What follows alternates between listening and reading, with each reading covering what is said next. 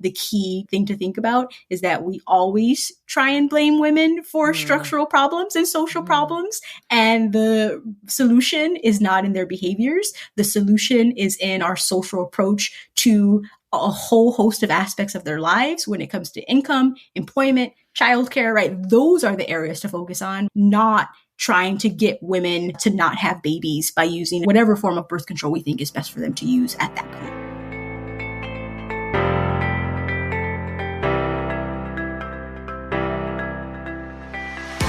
Hello, welcome to The Story of Woman, the podcast exploring what a man-made world looks like when we see it through her eyes.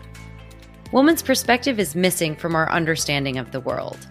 This podcast is on a mission to change that.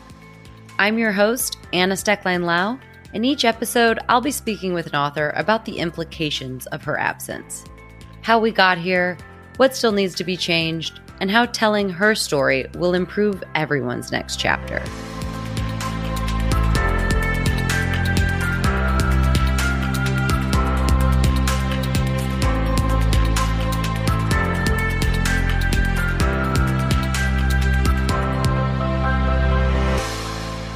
Hello, welcome friends. Thank you so much for being here. So happy to have you back. Did you know that the average person concerned about becoming pregnant spends about 30 years trying not to get pregnant? And people do so mainly by using prescription birth control, which is seen and taken for granted as natural and beneficial and, of course, a woman's duty.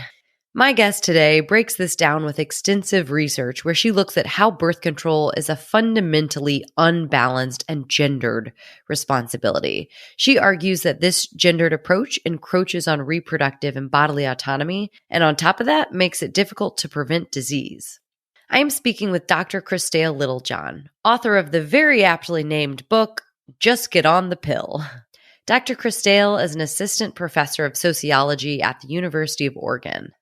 She earned her PhD from Stanford and was a sociology and Spanish language and culture double major at Occidental. Her work examines race, gender, and reproduction, as well as theorizing the social underpinnings of fundamental life processes that are often taken for granted as natural, such as just getting on the pill.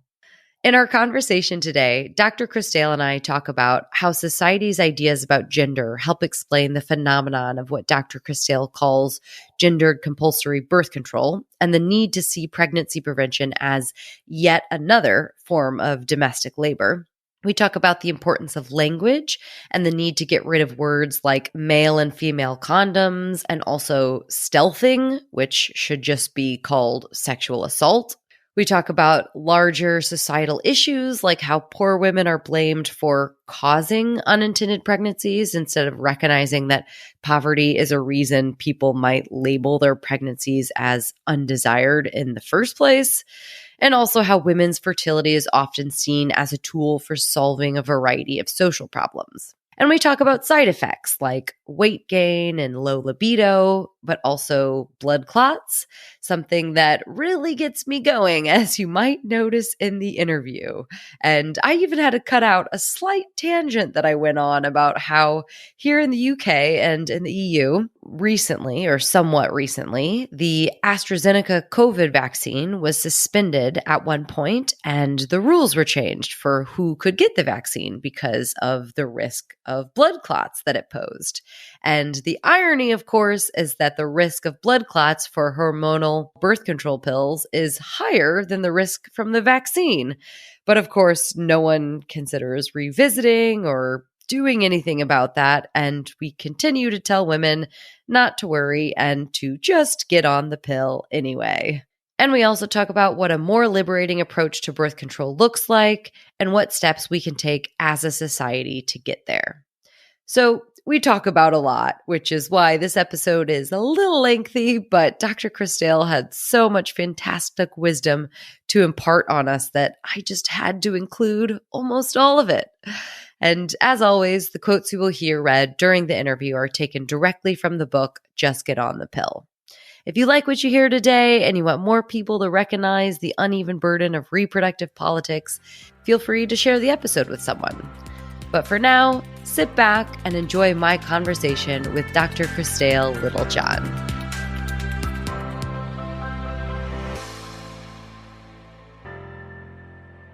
Hi, Dr. Krystale. Welcome. Thank you so much for being here. Thank you so much for having me. I'm super excited to chat with you today, and I would love to start by having you kind of set the framework for us and helping us understand the main arguments of your book, and then we'll get into them in more detail. But what exactly is the problem with how things are currently done when it comes to different methods of birth control? The problem is that we have an uneven social approach to birth control where we put all of the pressure on women and people who can get pregnant to do all the work to prevent pregnancy, and we completely leave their partners out of the equation. And so Just Get on the Pill takes a look at that, right? I examine what is going on with birth control, how are people organizing birth control in their relationships, and what are the consequences of this organization. And I find that birth control use is incredibly gendered, where we expect women and people who can get pregnant to do all of the work, and we let their partners off of the hook. We rarely acknowledge that they too are responsible and play a role in preventing pregnancy and in conception. And so the book tells a story of just over 100 young women as they're navigating sex with their partners. And it tells the stories of the trials that they face trying to prevent pregnancy because of a gendered approach that single-mindedly focuses only on them. And I show that despite the knowledge of birth control methods and the different birth control methods that are available out there for women, and despite the availability of condoms, that women are pressured to use only methods made for their bodies despite their frustrations. And this ends up having a whole host of negative consequences, not only for their ability to prevent pregnancy, but also for their ability to protect themselves from disease and to fully have control over their bodies. And like I said, we will get into all of that, but I also want to address that this might sound counterintuitive to some people, right off the bat, because we have been taught to see birth control as this liberating tool that's allowed women to plan their pregnancies and in turn get an education, focus on their careers, or even opt out of having children altogether. So I'm sure we'll discover this more as we get into our question and answers, but can you just help us reconcile these two seemingly opposing ideas? Absolutely. So the key for me is that birth control can't be liberating when people don't feel like they have the freedom to choose it. And so the central question that I ask is, under what conditions can birth control be liberating, and under what conditions is birth control liberating? And so when a person wants to prevent pregnancy and they have the information to do so, and they feel supported in making a decision that feels right for them, that is a liberatory approach to birth control, right? That's a liberatory experience of birth control. But when a person is maybe interested in understanding the methods that are available for them, maybe trying those methods, but maybe not, and they have partners or families that pressure them into, like I said, single-mindedly doing all of the work without any consideration of their needs, right? That is not a liberatory approach to birth control, right? And I think we could all agree that if a person is being pressured to use birth control when they don't necessarily want to use a prescription form of birth control, or when they want their partners to use condoms, right, to protect both of them, that's not liberating, right? It's not liberating to feel coerced into doing something. And so for me, the real emphasis is on centering the needs of the person and asking ourselves, is our approach meeting their needs, right? If our approach is meeting their needs, then that could be a liberatory approach to birth control. But if it's not, and it oftentimes involves coercion, like my research shows, right, that's not liberating at all. That's so true. How liberating can it be when a choice not to use something is treated as irresponsible or selfish? I mean, what choices do you really have, exactly as you say, within that context? So Absolutely. It's a really great way of reframing that question and that conversation. So to look at this from an individual perspective, and then we'll get into kind of the wider social perspective, what are some of the common behaviors and experiences amongst the women who participated in your study? And maybe you can just give us a brief background about the study itself. Yeah, so the study, a research team that I was a part of, interviewed over 100 young women in the San Francisco Bay Area.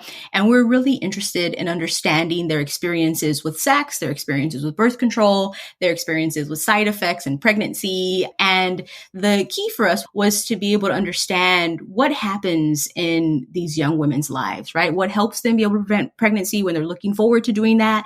Or why don't they use birth control when they aren't interested in getting pregnant?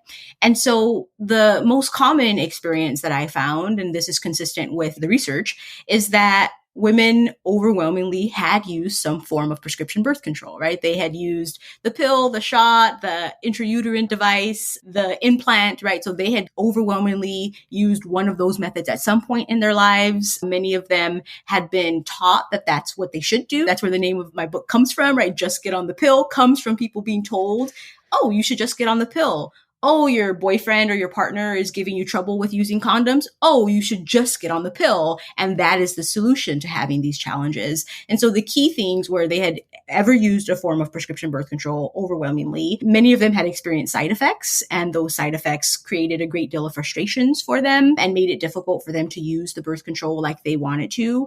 And they also experienced challenges with their partners, right? Challenges getting their partners to use condoms like they wanted to, and challenges not having their partners make them feel pressured to get on a form of prescription birth control if that wasn't necessarily what they wanted to do. And I'm talking about partners here, but the key point of the book is that young women are socialized to use prescription birth control methods as their method by not only by partners, but also by parents, by friends, and by medical providers. And that goes a long way toward explaining why we see these uneven patterns of birth control use, where it's largely women and people who can get pregnant who are preventing pregnancies. Yeah, I think you called it the gendered compulsory birth control was the term for this, yes, shall we say, phenomenon of, or coercion, probably. Right. Spot on. Spot on. And you had, speaking of healthcare providers, it's parents, friends, partners, schools, and healthcare providers that are putting this pressure on. You had an incredible example in the book where a woman had just broken up with her boyfriend and went to her gynecologist to talk about getting off the pill because of hormones.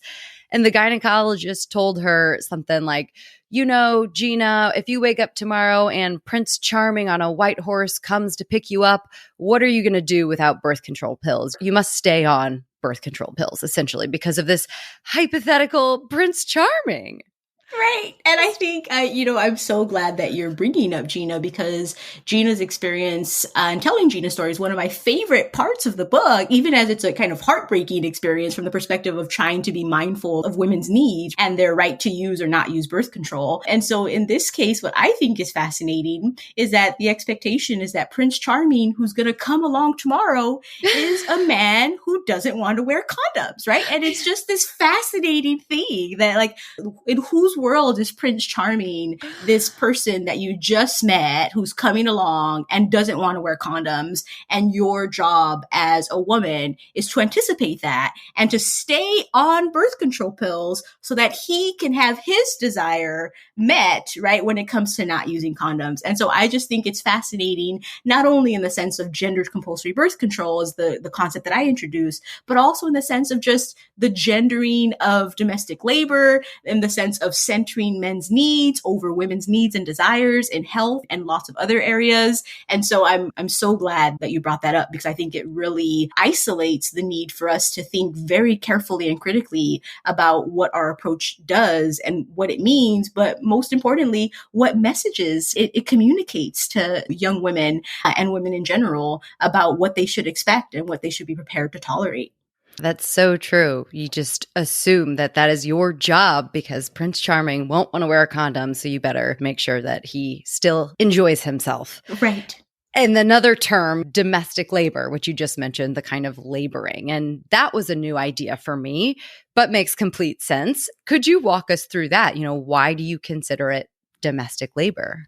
Yeah. So I think the key for me is, even though it's overlooked as a form of domestic labor, preventing pregnancy falls along the same kind of spectrum that we see domestic labor operating in other contexts. So when it comes to housework, for example, right? The idea is that having clean dishes benefits both partners, right? And we expect that we don't say it's fair that the woman does all the work taking care of the dishes, even though she too benefits from being able to have clean dishes, right? We recognize that there should be some expectation that her partner also contribute to that household task. But when it comes to preventing pregnancy, I think there's this understanding that it is the woman's job to make sure that a pregnancy doesn't happen.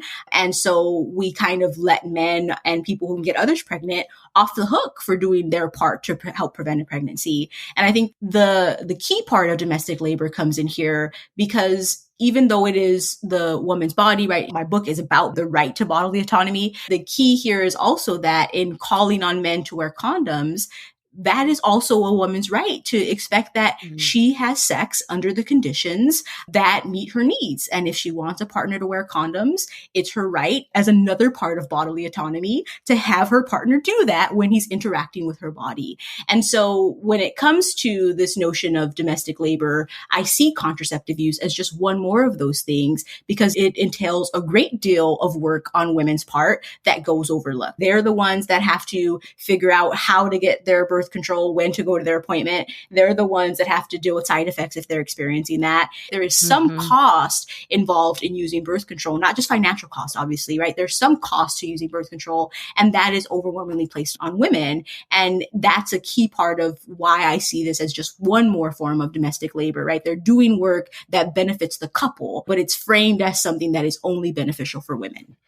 And the labor isn't short-lived. You say in the book that the average heterosexual woman will spend approximately 30 years trying to prevent pregnancy. So this is not short-lived domestic labor.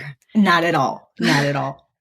And speaking of uneven, I've read a few of these types of stats lately floating around on the internet, that say one man can impregnate like 9 women every day, but a woman could only get pregnant in that specific 12 to 48 hour ovulation period every month. And I just saw another one yesterday that was like, if a woman has sex with 100 random men in a year, she can probably only produce 1 full-term pregnancy. But if a man has sex with 100 random women in a year, he can produce 100 full-term pregnancies. So, with all of that in mind, I just find it even more unfathomable that we're always talking about regulating the women. Like, even if you just look at the hard statistics of who is the most likely to be able to impregnate or be impregnated, it's just still, I guess I'll leave it at that to see if you have anything to add. But then I'm also curious to move on to why is it that we see this as the natural way,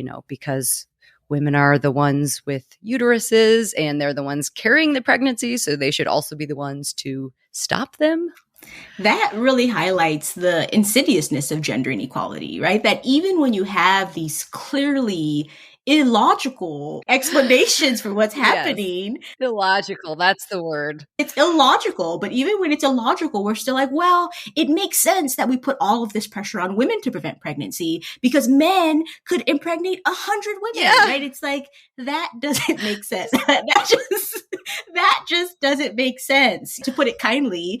And I think that because it is just so ingrained, right? We just kind of go with the flow. And it's like, it does make sense to make sure that all of these women are on birth control so that we can help all of them not get pregnant when you have this person that's out there and can impregnate all of them. And I think it also just really speaks to these myths that we have about men's sexuality, right? That they're out there, they can't control themselves, right? They just have this need to have sex. Maybe they have a need to want to impregnate women. And for that reason, right, it makes more sense from this perspective to really socialize women into using prescription birth control methods to prevent pregnancy. But the reality is that there's no reason why we have to have this uneven approach to birth control. And if we did want to uphold an uneven approach to birth control, given this perspective, it would make more sense, right, to put the pressure on men and people can get others pregnant, given what you just said. But as you mentioned, that's not what we see. Instead, we see these statistics and these calls for women and people who can get pregnant to do all of the work because on this idea idea that men can impregnate so many women. But as we just went through this conversation, right, it doesn't make sense. So spot on. I hear you, right, on bringing that up. So ironic. It is. And then women don't just get the burden, but they also get the blame. There were multiple instances in your book of a woman blaming herself, when she did become pregnant unintentionally and saying it was her fault, even when it resulted after her partner refused to wear a condom or cooperate with her efforts to prevent a pregnancy. Yes. And I think that is one of the more heartbreaking sides of this story, right? That because women don't feel supported in making choices that feel right for their bodies, because they're not supported in saying, hey, their partner should be accountable for helping prevent pregnancy too, they end up blaming themselves when a pregnancy occurs, even in cases where they did everything that they could to try and prevent a pregnancy, or even in cases where getting prescription birth control was just really hard. And it really just gets at this idea that women are not provided with the support that they deserve, not only to make the choices that they want to make, but also to help them reconcile a pregnancy when it occurs. And they tried their best to prevent it, but instead still feel like they deserve the blame when it happens. And to make sure I'm being perfectly clear, I'm not saying that we should be blaming women for pregnancy, period, right? I want to make sure that nobody's confused about that, right? If you read my book, you'll be clear that is not my argument whatsoever. But I think especially in this context, right, I just want to highlight the shame that happens, right? The shame that people experience when they have a pregnancy and they're taught that it was their job to prevent it. And so when a pregnancy happens, right, they failed at doing their job and they're a bad person for experiencing it. And it's all related to gender inequality, to denying women and people who get pregnant bodily autonomy, and to upholding these insidious ideas about gender that support this kind of behavior. Yes. What are some of the insidious ideas about gender that kind of underlie all of this, would you say? I think you hit the nail on the head when you asked the question about domestic labor, right? So I think one of the insidious ideas that we completely take for granted is that women are responsible, period, right? And we have that idea across the board, right? Women are responsible for the housework. Women are responsible for childcare. Women are responsible for managing other people's needs and emotions, right? And so this is just one more area where we apply that logic and we say, well, women are responsible, right? It is your job to make sure a pregnancy doesn't happen, just like it is your job to make sure that the dishes are clean at the end of the day, right? That the children are fed if there are children involved. If there's a blow up at work, what did the woman do to make sure that she appropriately managed her emotions so that she didn't respond in a negative way and then get labeled as angry, right? So there's all of these ways, and it might seem strange to be making these parallels, right, in the workplace, right, in the house. But this is all part of this larger gendered umbrella where our ideas about gender are not just isolated in one particular domain, right? They're diffuse, they're spread throughout our society. And then we just kind of draw on them when we need to make sense of things and to help us understand how we should approach different behaviors. But the key is that they're ideas about gender. They're not facts about gender, right? It's not the case that women have to be responsible in these ways. We just take for granted that they should be responsible, and then we expect them to behave accordingly. And I should also add that, as I talk about in the book, I talk about my experience too, is being a person, right, who's had to deal with these things. It's not just about them, right? And as a researcher, as a feminist researcher, my book isn't only about them making assumptions about what people should do. It's also about us making assumptions about what we should do ourselves. And it's all related to these larger gendered ideas that we all draw from. That's a great point. It's women doing it to ourselves, to other women, just as much as anyone, because we are raised and live in the same system that have these same, I like what you said, ideas about gender, not facts about gender. Right. People are socialized into gendered bodies at young ages, and social framings of birth control serve as one more tool to teach people how to think about their bodies and behavior. Teaching people to behave according to standards expected of their gender socialization, includes communicating expectations that girls should be moral and chaste, boys should seek sex for pleasure and status, and young girls should be especially careful to avoid pregnancy. Through gender socialization, girls also learn that they must act as sexual gatekeepers. These are more or less well-known gender norms, dictating what people should and should not do sexually. So, on the gendering front, you pointed something out in the book that seems so obvious, but I never thought of before. And that is his condoms and her birth control. So, can you walk us through that delineation and why is that problematic, thinking that way? There was this fascinating perception that reflects broader social understandings of condoms, that the condom was for the man, right? And so over and over and over, young women talked about how they didn't have to worry about condoms in terms of buying condoms because that was their partner's job. I remember asking one woman like how she learned to use the condom, and she laughed and said, that she didn't worry about it. That wasn't her problem, right? It was her partner's problem to worry about how to use the condom.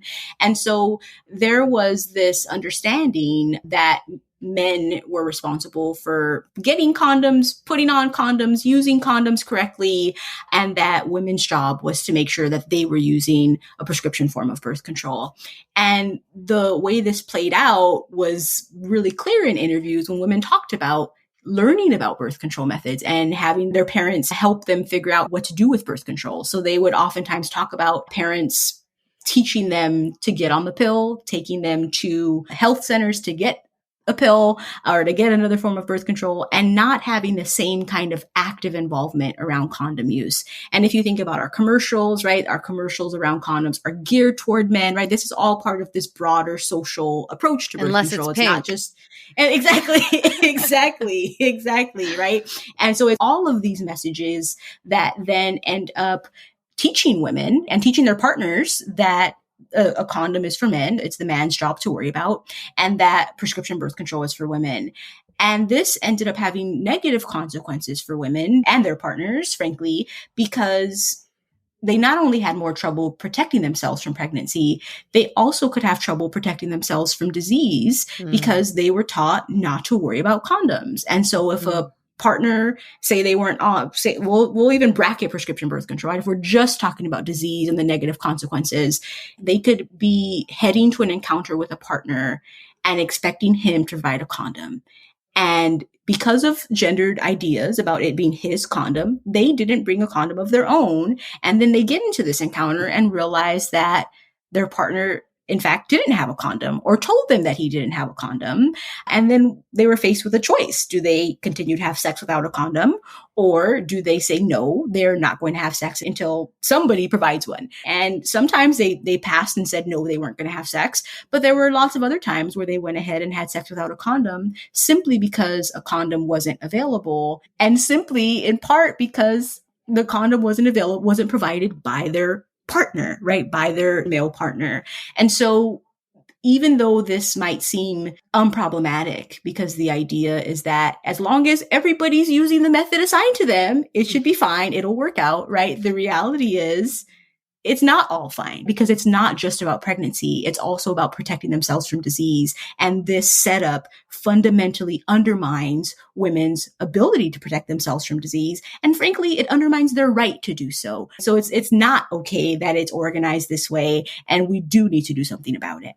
Yeah, absolutely. And you also talk about how these problems can go a long way in helping us understand the challenges around managing STD contraction in the US, you say in the book, but presumably the world. So that's at an individual level, but what about at the societal level?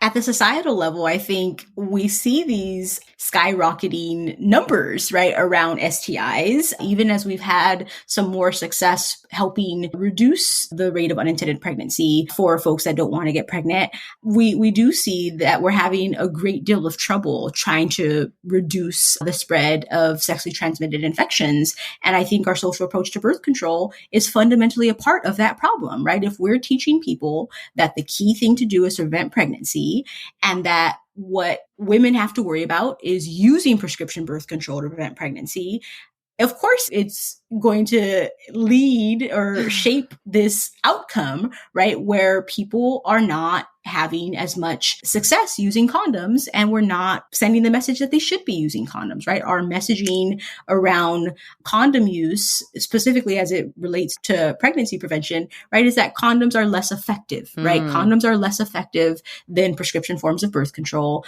And I had some women talk about how they don't even think condoms work. And this is all part of this broader, inaccurate, I need to say, messaging. Condoms are quite effective when they are used consistently and correctly. If a person is not using a condom, or they don't use it for the whole time that they're having sex, of course it's not going to be effective, right? But if people are using it consistently and correctly, it is very technically effective. And so when we have this messaging that says that the most important thing to do is to prevent pregnancy, and that the best way to do that is by using prescription forms of birth control, of course, when you have all of these people who are having sex and that is the message that they're receiving, it de-emphasizes condom use. And that is, of course, going to shape people's ability to protect themselves from sexually transmitted infections and lead to continued increase in STIs year after year after year. And even though we have this myth that condoms aren't as effective when they're not used correctly, we say that it's women's fault when they aren't taking the pill at every time of every day. But obviously, the same can be applied there. That's going to be less effective if it's not used correctly. So it's the same, but yet only one of these methods, we blame the tool instead of the person. Interesting. Exactly. It's just very interesting, right? It's a very interesting thing. And I think in only one of these methods do we endorse the message that it's just hard, or it's just unsatisfying, right? Like condoms, people just don't like them. And they're just not as fun to use, right? They end up making sex feel less pleasurable for people. And when it comes to prescription birth control, as I talk about in the book, and as we've been talking about, it's not fun for lots of people to use either, right? But they still do it. And we don't let them off the hook, quote unquote, for not using it, given those challenges, right? We don't say, well, prescription birth control can give people side effects, and that is hard, and they might have side effects every day for months that they're using it. And so let's cut them some slack and say, hey, this is hard to do, and maybe they don't want to do it, and we should come up with something else, right? Instead, we say, you should get on a form of prescription birth control. And if you have hassles with use, talk to your doctor until you find one that works, right? We have a very different set of messages. And I think it's absolutely related to gender inequality and not just related to the effectiveness of the technology. Absolutely. Okay, I want to get into side effects, but I want to ask one more question or talk about one more thing relating to condoms, because Absolutely. I want to talk about stealthing for a minute. And I don't think you use that word in the book, but you do mention stories of men removing their condoms without their partner's consent. Presumably, it's uncomfortable, not as pleasurable, exactly everything as you say. And I feel like this is one of those under-discussed issues we're going to start talking about it more and more in the coming years, or at least I hope. I know California just passed a law at the end of last year that outlaws non-consensual condom removal, making it the first U.S. state to do so. So can you just walk us through this issue? Is it considered sexual assault? How common is it? And if it happens to us, is there anything that we can do about it if we don't live in California or a country where it's currently illegal? So to be completely unequivocal, right? I believe that non-consensual condom removal is sexual assault, right? And so that's part of the reason why, from my approach, I don't talk about it as quote unquote stealthing, because stealthing is focused on what this person is doing, right? They're taking it off without somebody's knowledge, right? And I think that it undermines the fundamental violation of the person's right. This is sexual assault, right? It is taking the condom off without somebody's consent when they had agreed to have sex under a particular set of conditions. And so in my study, there were numerous occasions where women discussed men taking off the condom without their knowledge. There's one woman that I talk about whose partner regularly took the condom off during sex without her knowledge and consent, and would see no problem with that until she talked about being mad at him, right? But even in her mind, she didn't see it as a form of sexual violence. And I think that's what you oftentimes see, which is the import of these laws, right? For people to understand and to have a language for this experience, right? It wasn't just partners being annoying. It wasn't just partners being jerks, which is the way that some of them thought about it, right? It can be understood as a form of sexual assault. And in my opinion, it can be understood and should be understood as a form of sexual assault. And in terms of what we can do as a society and moving forward, even when we have places where it's not against the law, is to recognize that laws only do so much, right? And that laws are not the be all end all. There are lots of things that are not against the law when they should be, right? They fundamentally violate people's rights and they should be against the law, but they're not, right? And especially when we talk about the story of women, historically, we know there are lots of things that have been egregious violations of women's rights that have not been against the law. And on the other hand, have been codified into law when they are in fact violations of their rights, right? And so I think for me, the key is to say, we need to be changing the discourse, right? So that even if it's not against the law, that has nothing to do with whether or not it is a violation of somebody's human rights. We need to recognize that it's a violation of their human rights and we need to demand better. And eventually we have to hope that it's going to be put into law, right? And that people's rights are going to be protected by law. But until that happens, we need to keep fighting to have these kinds of egregious violations recognized and to make clear to everybody that it's not okay. But most importantly, to help people who've had that experience come up with a way to understand it and to have the language to discuss what's happened to them so that they don't have this experience of having to deal with it in isolation or feeling some sense of shame, right? Because they don't have a language to say that your partner violated your right. Especially when we talk about stealthing, right? This is the thing where the person can have this experience that's like, this feels egregious to me. But then if we just use this language of stealthing, that's kind of makes it about a game in some ways, or it's just about the act that the person was doing, right? They were it's stealth removal versus no, if you're feeling incredibly violated, we understand that because it wasn't just a person playing tricks during sex, right? This is fundamentally somebody who violated your rights and violated your body. And it's not okay, even if people don't necessarily recognize that. Oh, excellent points. Yeah. Okay. So no more stealthing. We're all dropping that from our vocabulary as of today.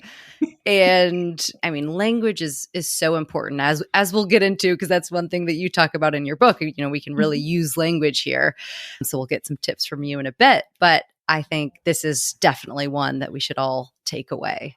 So to go back now to the side effects, because this is an area that I was definitely wanting to spend a minute on. But to start, you know, can you tell us about some side effects that women might have or can have when they're on hormonal birth control options?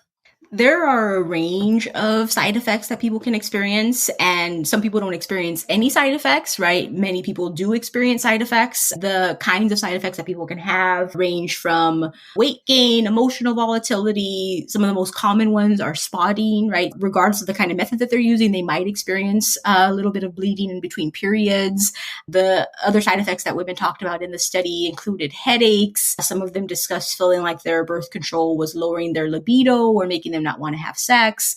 And there are just a number of negative side effects that people could experience. And also, to be fair, there are some positive side effects, right? Some people talk about having lighter periods. They talk about having less frequent periods. And sometimes people get on birth control methods for that reason. They want to have periods less frequently. And so there were a number of both positive and negative side effects that people could experience. But the negative side effects ended up making it very, very hard for people to continue to use birth control. And dissatisfaction was a key part of people's experience and a key reason why they might stop or switch birth control methods, even when they wanted to prevent pregnancy. You even mentioned one woman whose nausea from it was so bad that she would just take it at night so she could sleep through it. That was what she saw as her option. Right. That was her option. She's just going to take it at night. And this goes back to the messages that we send, right? We don't say your birth control pill is giving you so much nausea. It's so awful that you're taking it at night. Well, people just don't like birth control, right? We instead say, let's give you ways to manage that experience so that we can make sure that you stay on your birth control method. And across the board, women talked about trying their best, right? They tried their best, right? If they had a method that was giving them side effects and making it difficult for them, it wasn't often an experience where they just said, that's it, they're stopping, right? They oftentimes tried to find something else until they either did find something that worked for them or they decided to stop altogether because they couldn't find something that did a better job. Yeah.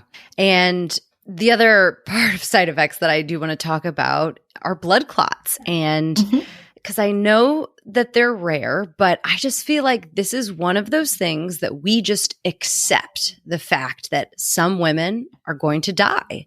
And we make ourselves feel better by talking about the rarity of it. And it is rare, but it still happens. And again, I just feel like we brush it off like it's no big deal. It's just a woman's burden to accept that risk to her life. And often, for the sake of her partner's physical pleasure, that kind of trade-off, to go back to illogical, just blows my mind. I mean, I had a friend who was hospitalized last year in a very serious state because she had a blood clot from her hormonal pills, one that could have killed her. And it was terrifying. And she told me that all the female nurses on the heart floor that she was on in the hospital said they use IUDs because they've seen so many women come to that floor who have had issues with other methods. So yeah, not really a question, more of a statement of indignation of those two illogical facts. And I think really a jumping off point for discussion, because I do think that the key is to think about the conditions under which people are using birth control and whether or not it's liberating, like we were talking about at the beginning. And I think in this case, dismissing women's concerns about blood clots simply because they're rare is not a liberatory approach to birth control use, right? It is not the way to make people feel empowered around their birth control decisions to dismiss the concerns that they have about blood clots or to shame them for not wanting to use a birth control method that scares them, right? Because I think the reality is that even as a person may not want to use a particular form of birth control because of concerns about blood clots, it doesn't mean they don't want to prevent pregnancy, right? And so what ends up happening is you could have somebody saying, I don't want to use the pill because I'm worried about blood clots.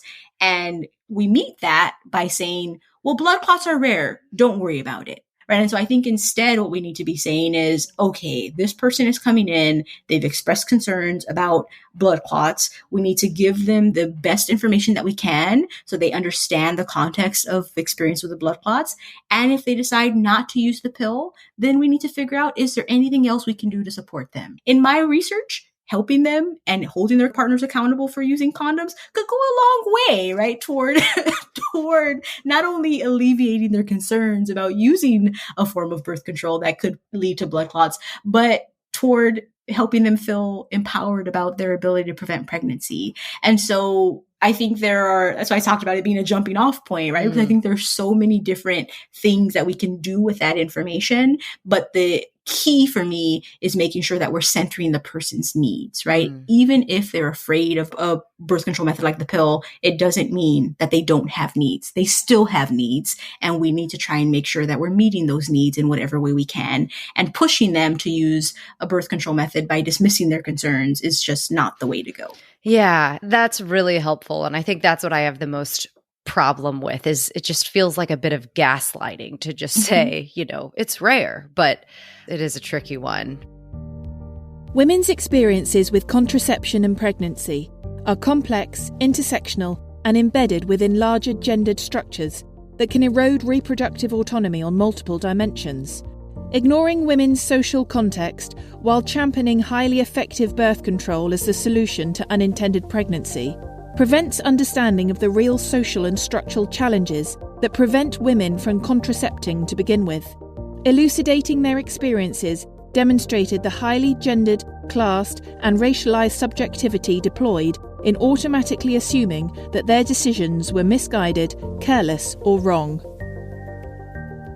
So for all of this, do you think getting more options for men would be helpful? You know, it just seems like there are more options for women every few years, but nothing new for men ever comes out, even though I recently learned that there has been a male birth control pill, some iteration of a male birth control pill that's been researched and trialed for almost as long as the female pill has existed. So do you think more options for men would help at all?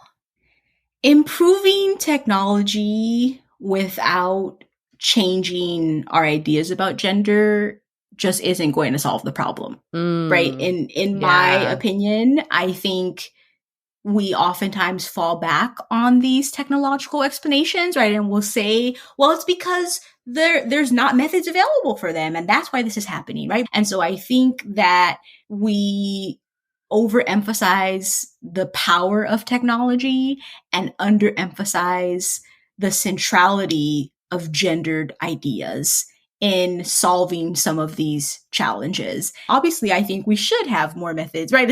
I want to be clear on that. We absolutely should have more methods for them, but I think it has to occur alongside changes to our thinking, right? Because we can invent all the methods that we want, and there will be some portion of men that will use them, but we're not going to see the dramatic changes that we're hoping for unless we also change our ideas around gender and say it is also their responsibility to try and prevent pregnancy. There's some research showing that for some men, the idea that hormonal birth control might be available for them, it's marketed as making it less likely that they need to use condoms, right? So it's kind of like, look, hormonal birth control is going to be available to prevent pregnancy. That means that you don't have to wear condoms, right? So the technology is there for us to use and to try and create the lives that we want to create.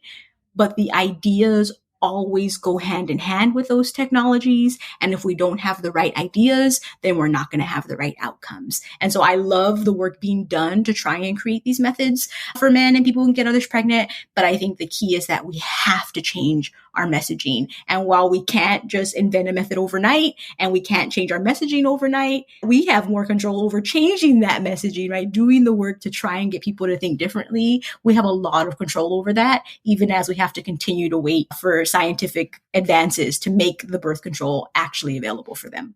Excellent point. We'll get ahead of the scientific advancement with our language and human nature. We'll try to shift that conversation first, so by the time the methods come along, we're ready for them.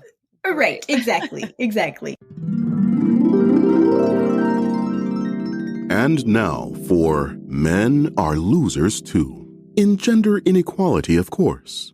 These are not women's issues. These are everyone's issues. Because as long as women are held back from their full potential, so are we all.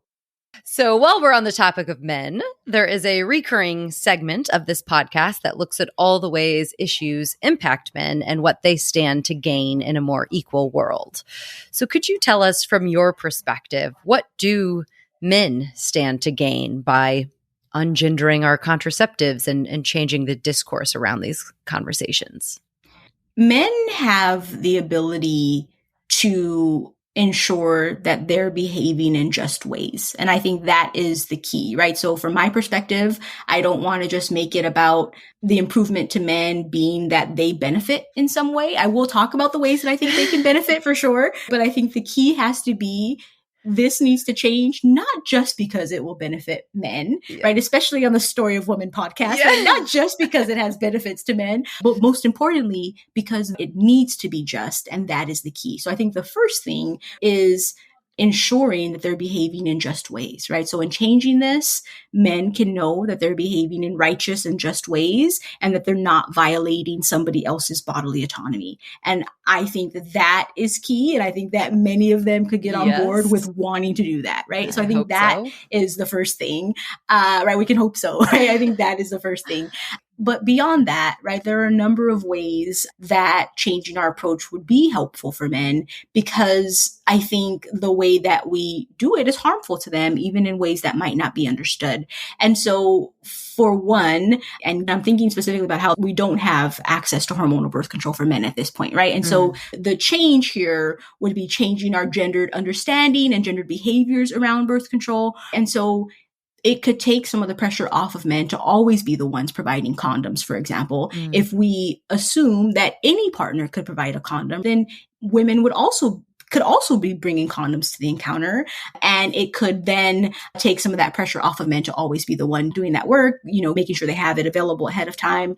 I think it could also improve men's bodily autonomy, because if the notion is that the condom is a man's method, then a woman could say that she's on a hormonal birth control method. And then there might be this expectation that he doesn't have to use a condom because hormonal birth control use is on the table, when he in fact wants to make sure that a condom is used, right? And so I think we could also do more to center men's bodily autonomy and their right to use condoms themselves. So I talk about in the book how important it is to ensure that women have the right to protect themselves from disease.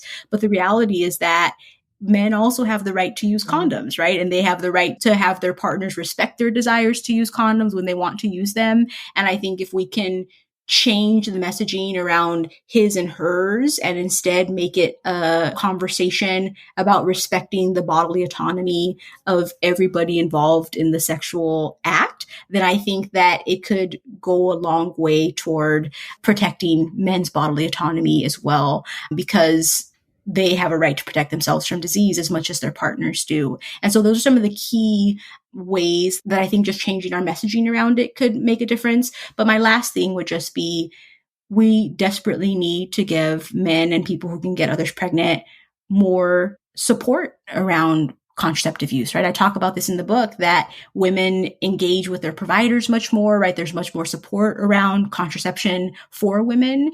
And I think if we can change this understanding of birth control, then we can understand that men, they need more support, right? It's not okay for them to only have access to condoms, to not have much information whatsoever about how to negotiate condom use with their partners. They're less likely to have these conversations with providers. And I think that's a key part of trying to change this for the better. If we stop gendering this, then we can realize that we are really doing a disservice to men and how we approach this in the healthcare system. And we might be able to start making some changes there.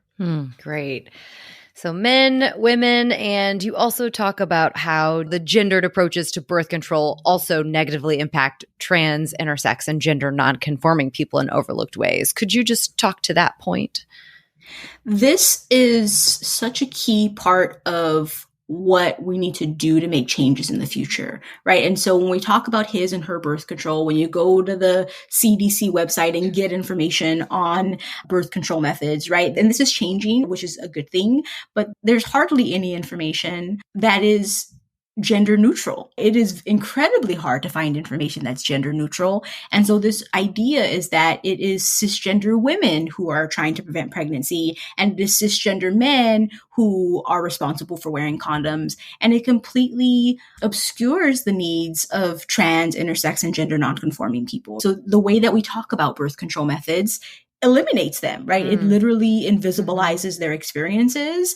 And because information is so important, and because feeling supported is so important, if there's not even the information for them, right? If they don't even see their experiences at least reflected in the way that we discuss these methods, we can imagine how it can make them feel alienated and make it less likely that trans, intersex, and gender nonconforming people would want to go to a clinic to talk to somebody about their birth control method. And so I think in addition to making their experiences invisible, it ends up blocking them from accessing a form of healthcare that is vital for everybody who's trying to prevent pregnancy. Because in addition to the general concerns they might have about being discriminated against, it can make them feel like they don't have a place there. Right? If you don't even see yourself represented in the discourse and in the language, then you, of course, are not going to say, I need to go and talk to somebody about this, because the assumption might be they don't even know how to help me, right? And they don't even know about my needs. And so there are a number of really negative ways that this ends up shaping their experiences. But I think that that can be remedied, but we first have to recognize it's a problem. Back to language again. Right. So important here. So you also write about the gendered expectations of behavior having a particularly important consequence for the reproductive autonomy of Black women and other marginalized women. So what are some ways that this becomes an issue of race and gender? I'm so happy you asked this question because this is fundamentally about the ways that race and gender and class really intersect. And so the larger, we're going to get into language here again, right? But it's about the messaging, right? The larger messaging that so many of us are familiar with says that women need to be responsible for preventing pregnancy using prescription birth control methods. But what about women who don't want to do that or who want to take a different approach? And so when you start wrapping up all of this into this unintended pregnancy framework, which is the typical approach, this is how we end up engaging with this information, right? It's about preventing unintended pregnancies. We talk about the statistic that almost half of pregnancies in the United States are unintended. And so what is the solution there? The solution is to get women to use prescription birth control methods. And Black women and low-income women and Latinx women, their experiences are oftentimes cited when it comes to unintended pregnancy, right? And there's this notion that they especially need to be on prescription birth control so that they can make sure they prevent pregnancy.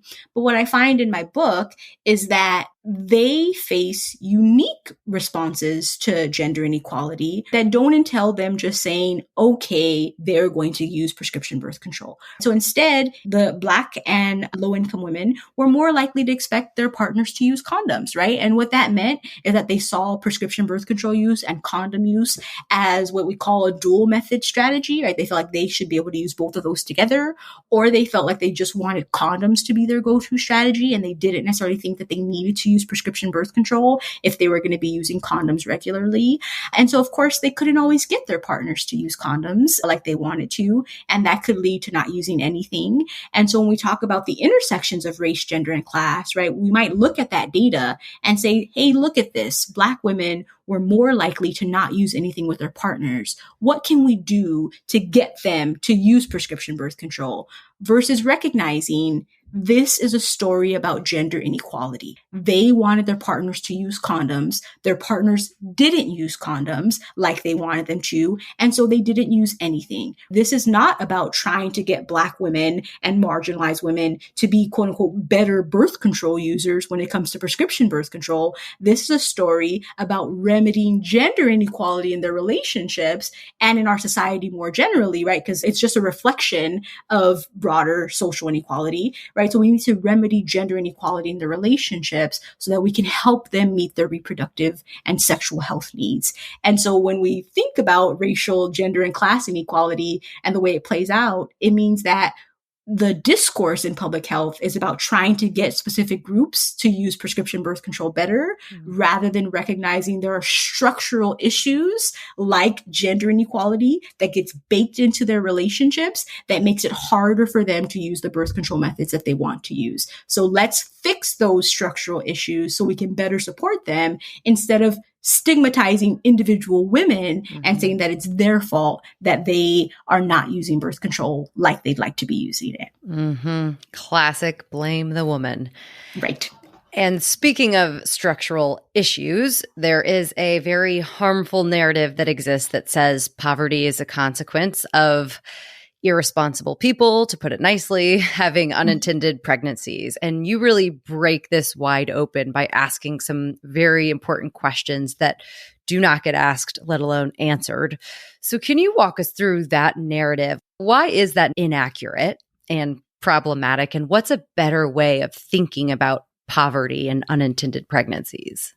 Absolutely. So as you're mentioning, this is a long-standing narrative, right? This idea that women are poor because they are not using birth control. And the reality is that people are poor because structures in our society prevent them from obtaining upward mobility, right? It is easy to come up with these individual explanations that fault them for poverty when the reality is that our society has so many structures in place that make it difficult for them to be able to achieve a living wage, right? Let alone to be able to escape poverty. And so when it comes to birth control use, this is just one more of those things that ends up getting thrown into the mix as something that can help explain poor women's circumstances. People are not poor because they're not using birth control. I think the real message that we need to be advancing instead is what can we do to better support women in raising and having the children they want to have, not having the children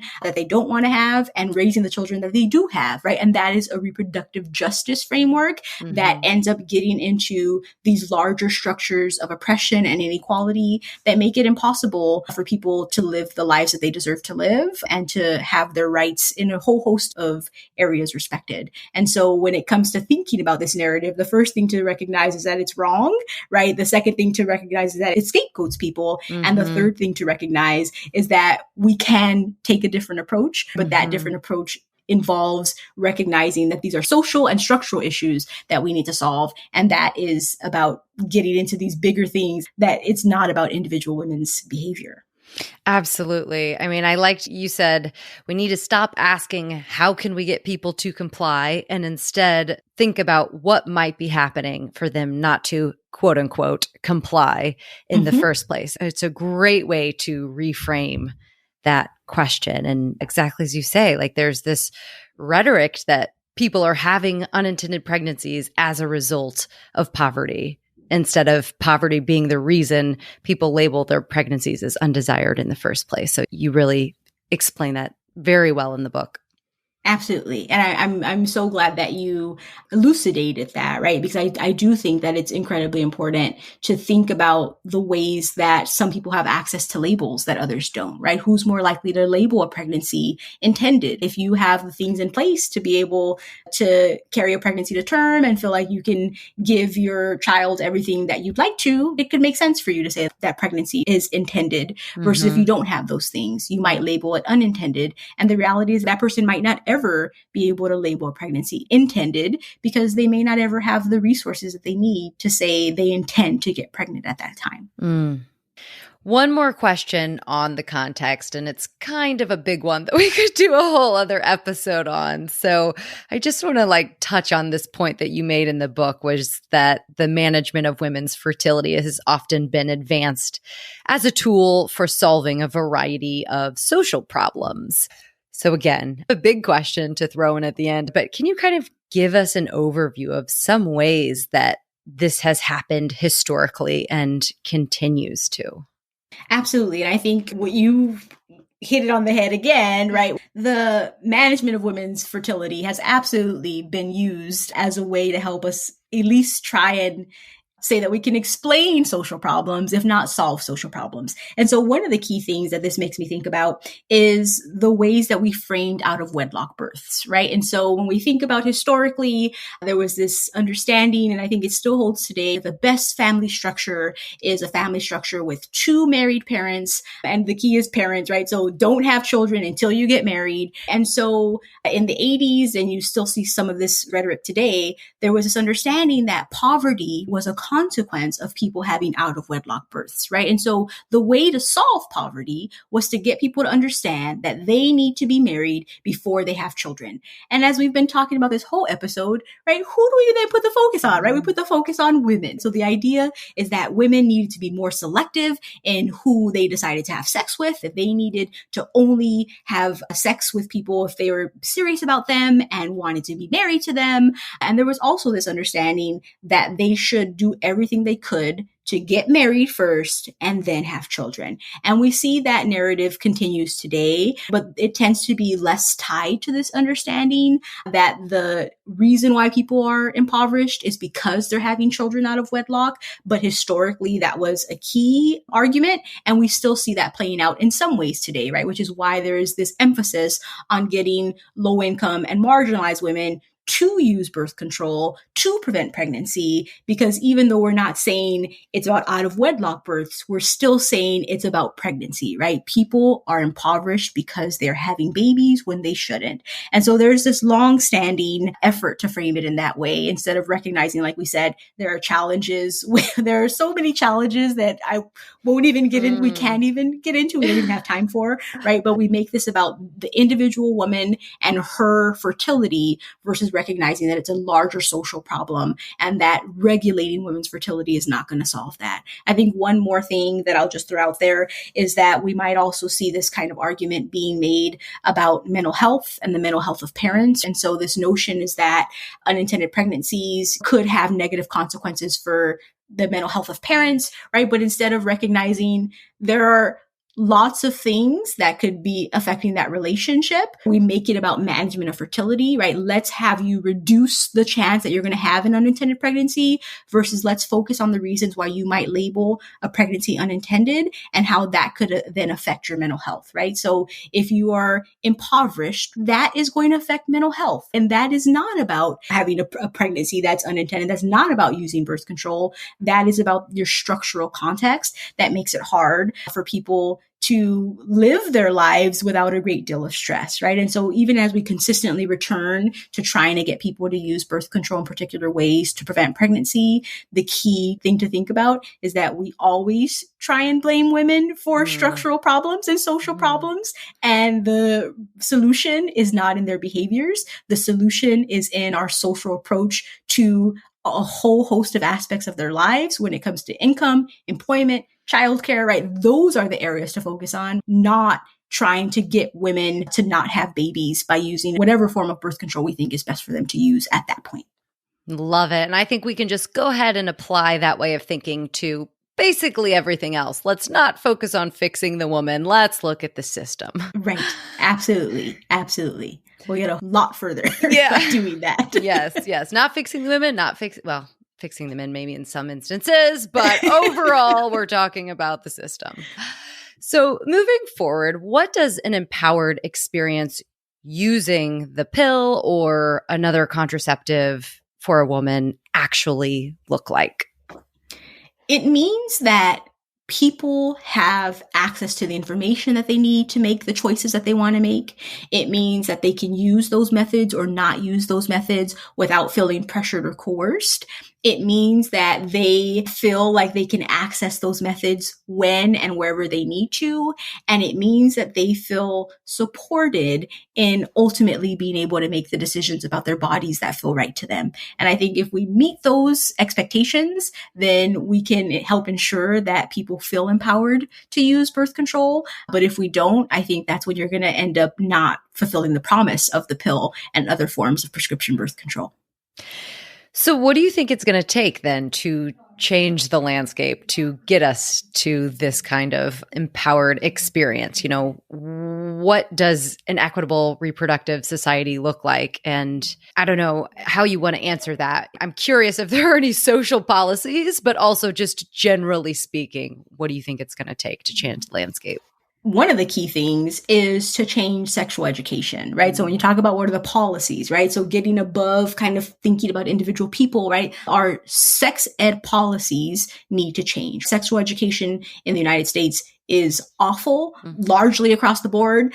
And one of the things that we can do with sexual education is not just make sure that people get comprehensive sex education and have access to information about all of the birth control methods that are available to them, but also that we have conversations about what gendered power in relationships looks like so that people have knowledge about what coercion is, right? What does it look like to not respect your partner's wishes? What does it look like to make them feel pressured to use or not use a particular form of birth control when it comes to prescription birth control methods? And how can people negotiate these intimate and sensitive experiences so that they feel like they are having their rights respected by their partners? And sex education is an ideal place to start, right? Because there's a lot that we can do in that period of time to help people try and create sexually just relationships. Obviously, I think we need to change our language, right? That's something that's been the kind of a key theme in our conversation has been changing our language around birth control methods. And some of that is so easy, right? It's just so easy to stop calling something a male condom or a female condom and to get into thinking about other language like internal and external condoms that still make clear the kind of method that we're talking about, but don't rely on this kind of gendered language. And then lastly, to keep it brief, I think that we could also change our structure around supporting birth control methods financially, right? So with the Affordable Care Act, not including coverage of vasectomy, right? So this could be one way that just reinforces pressure on women to get sterilized because it's covered by insurance. And even if they might want to consider vasectomy, they might be less likely to do so because lack of coverage. And so I think these are some of the things that we can do that would go a long way toward improving the uneven system that we have right now that just creates a great deal of strife in people's lives. All right. So internal and external condoms, no more stealthing. Obviously we're all going to be changing our language overall surrounding this, but is there any other words or anything else we can take away with language today to help start shifting the conversation? I would add reproductive justice, right? I think that's a term that many people may not be aware of, even though they might be getting a bit more knowledge about it recently because it's been in the news much more.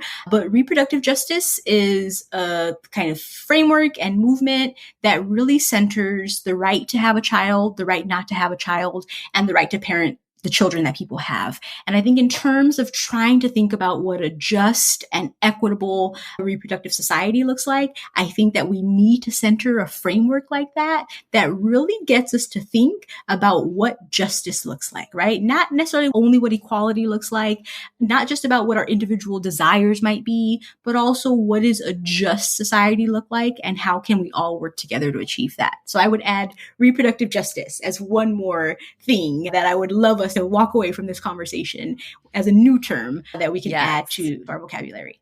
Added. Love it. If listeners take one thing away from this hour and a bit, what would you want it to be?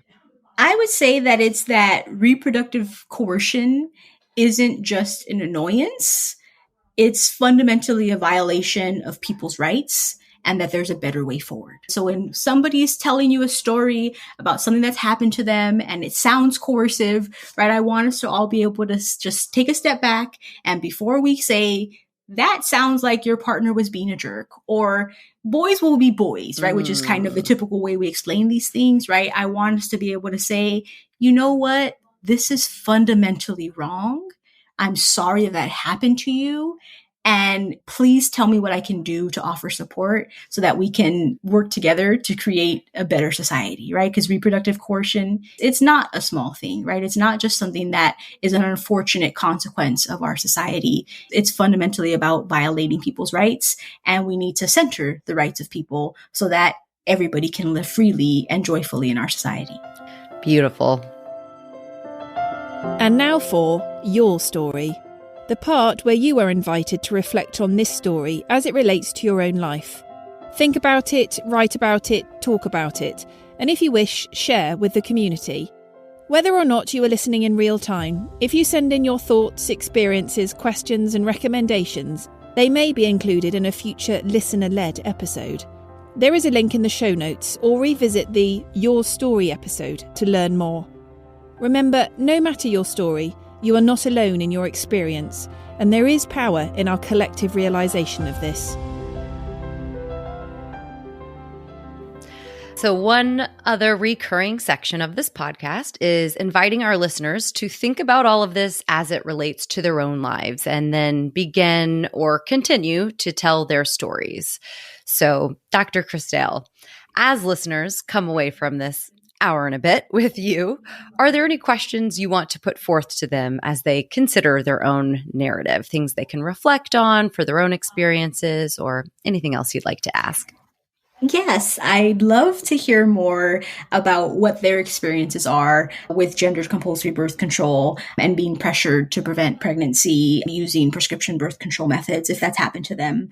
I'd also love to hear about what they think we should do to change things, right? So I have my own ideas and we've talked about some of those things today, but I'd love to hear what they'd like to see and what specific support they feel like they need to make things more equitable. I'd love to hear from listeners about that.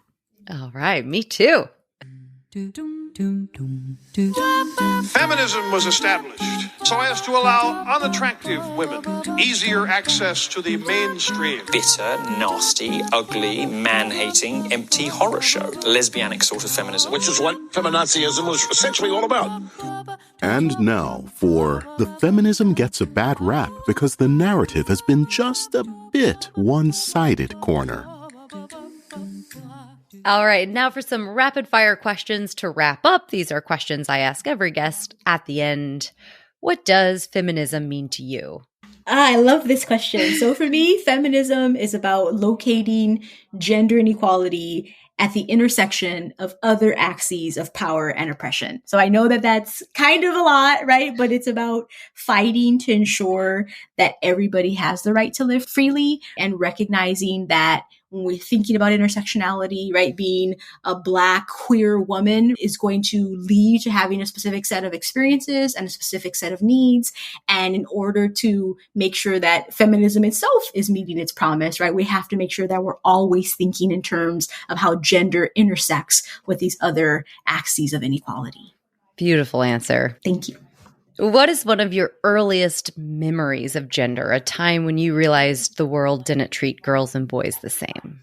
I would say that it was probably in elementary school when we had to get into small groups, and I realized that the boys would oftentimes want to choose other boys for their groups, but the girls didn't always think that they needed to choose only other girls. And so you would end up with this kind of very clear message that like boys wanted to be together and that girls shouldn't be part of that group. And this is what I'm talking like just literally about in class, right? Not about the friendship groups that form, but in class groups that form, and realizing that there was this kind of unifying principle that I hadn't understood, right? As being important for people's group decisions, but it ended up being important for them. And so it was really early. I want to say it was probably 5th grade. And I realized that that's how the world worked. And obviously it was a bit of a bummer. Yeah. It was a bit of a bummer to recognize that. Yeah. Yeah. And so early. Yeah. What is the story of woman to you? The story of woman to me is really a tale of gender expansiveness, right? Where we reflect on multiple experiences and positionalities in relation to the identity. And we make space, right? We make space for the history, for the feelings, the different kinds of feelings that people might have about the word and the identity. And most importantly, that we also think about the evolving possibilities, right, for a womanist future. Like, what does that look like? What does it mean? As I mentioned throughout this podcast, like, how can we work together to create a more just future? So it's about history, it's about the present, and it's about the future, all really centering an emphasis on the multiple experiences of womanhood and that the identity of being a woman. Evolving future. I like that. What are you reading right now? I am finishing up or starting, actually, as I said, it's like I'm reading quite a few things, right? I'm one of those people that reads like a lot of different books at the same time. I'm so impressed with people like you who can do that. Keep your story straight. Something that you learned about me today is I got to read a bunch of books at the same time. But I'm finally getting into Children of Blood and Bone. And so that's something that I have been meaning to read for a very long time. And I'm getting into it now and really enjoying it. Great. And do you have any, I started out by asking favorites, but I think I'm going to just be asking recommended reading now. Any books that you would recommend for our listeners to read after they're finished with yours? If they have not read Killing the Black Body by Dorothy Roberts, I would absolutely start there. I think that for the kind of work that I do and for the kind of society that I envision, and I would say people that do the kind of work that I do, it's kind of like Dorothy Roberts is the place to start. It's accessible. And I think it really is just a spectacular book. So Killing the Black Body by Dorothy Roberts, I would highly recommend they start there. I second that. Yeah, great answer. And who should I make sure to have on the podcast? And it's okay to be aspirational. I think it would be fantastic for you to have Brodsky, who just has a book that just got released called Sexual Justice. I think that would be fantastic. And it gets into this conversation about stealthing and what does a just sexual politics? Yeah, exactly. It's like, what does the just sexual politics look like? Like, how do we interrogate these terms that so easily get used in our society, but might be communicating messages that we're not always aware of? So I would say Alexandra Brodsky would be fantastic. All right. Next season coming for you. And what are you working on now? I am currently working on my next project, examining birth control use among couples, right? So my book focuses on young women's experiences, and I always say that I don't believe that I need men's voices to tell women's stories. But my next project is going to be looking at the couple experience, right? And so how do couples understand the risk of pregnancy? How do they understand the risk of sexually transmitted infections? How do they navigate those things together and negotiate those things? And so my next project is going to be getting into intimate details for couples to better understand the landscape of birth control use and how all kinds of ideas end up shaping their experiences. Oh, excellent. I can't wait to read it. Thanks. And where can we find you to be on the lookout for when this book comes out?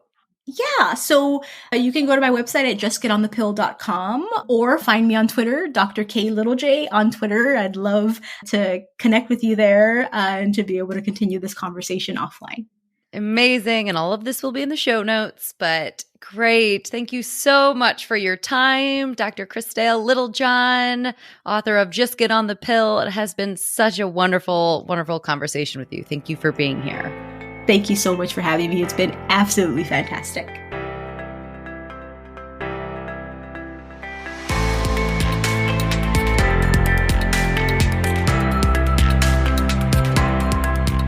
Thanks for listening. The Story of Woman is a one-woman operation with voiceovers done by Jenny Sedborough. If you enjoyed this episode, there are a few small things that you can do that make a big difference in helping other people find the podcast and allowing me to continue putting out new episodes. You can subscribe, leave a review, share with a friend, follow on social, buy me a coffee. Not literally, this is the name of the platform to raise production funds, but hey, I'd grab a coffee as well. Or head to the website and check out the bookstore filled with hundreds of books like this one. If you purchase any book through the links on the website, you support this podcast and local bookstores. So feel free to do all your shopping there. All of these options are in the show notes. Anything you can do is very much appreciated and makes a big difference in elevating women from the footnotes of history to the main narrative.